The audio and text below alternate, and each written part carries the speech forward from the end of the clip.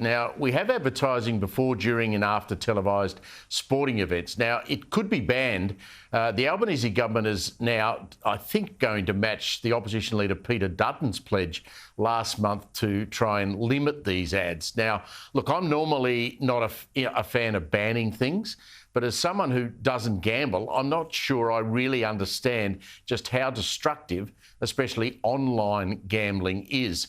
Someone who's studied this very closely is Associate Professor Charles Livingstone. He's the head of the Gambling and Social Determinants Unit at the School of Public Health and Preventative Medicine at Monash University, and he joins me now. I don't quite understand how bad it is. Can you give me some insight into what the level of gambling advertising is doing to drive our young people into gambling and spending money on gambling? Well, good evening. So, yes, in fact, a study a couple of years ago demonstrated that people living in Victoria are bombarded with 948 gambling ads a day on television. And the industry is now spending close to $300 million a year, probably over $300 million a year on those spots.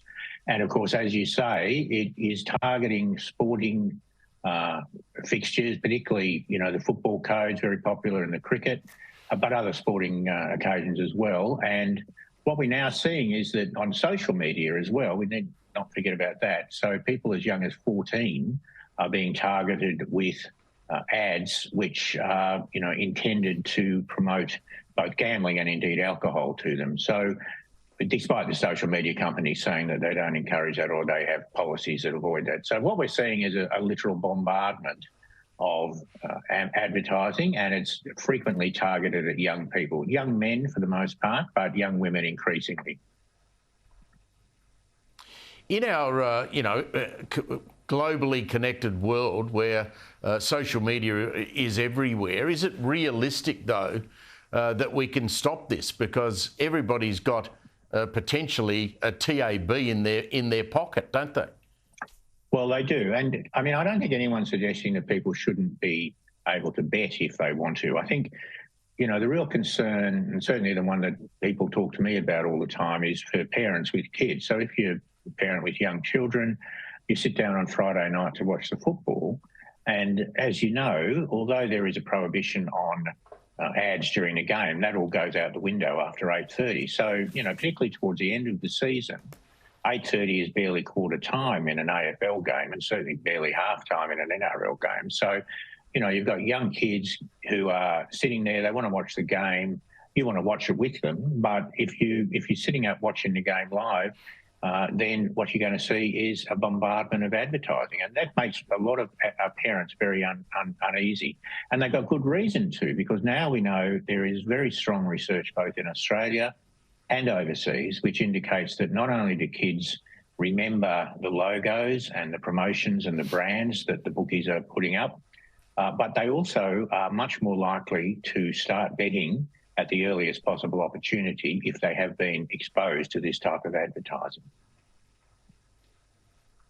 So, Dr. Livingstone, how addictive is winning on the punt? Well, most people don't win on the punt. I think you probably know that. But I think the reality is that getting on the punt is a highly addictive pastime. And the reason it's getting more addictive too. So, the most addictive form of gambling is generally recognised as being poker machines, slot machines. And that's a global phenomenon. But if you look at the way in which online gambling is evolving, what they're offering is all sorts of bets, micro bets, in-game bets and all the rest of it. So the more you can bet on a game or on a series of games, and more quickly, then the more addictive the product becomes. So if you observe the behaviour of people who are really hooked into it, they'll be betting every couple of minutes, sometimes even more quickly as some other event comes up. And of course, the bookies are promoting this. If you're on the app, then you're getting push notifications all the time, which are telling you such and such an event is happening, you should have a go on this, this is a good bet, this is a good multi. And I think, the most recent phenomenon, certainly in Australia, has been the promotion of this sort of app that allows you to, quote unquote, bet with your mates. So it gives this sort of quasi-social atmosphere to it. But of course, as with the pokies, many people play the pokies the first time with their friends, as do We now know people who are using online gambling apps, but when they start gambling on their own and it becomes a habitual pastime, then it starts to get out of control. It can be very damaging and very, very difficult for people to get out of.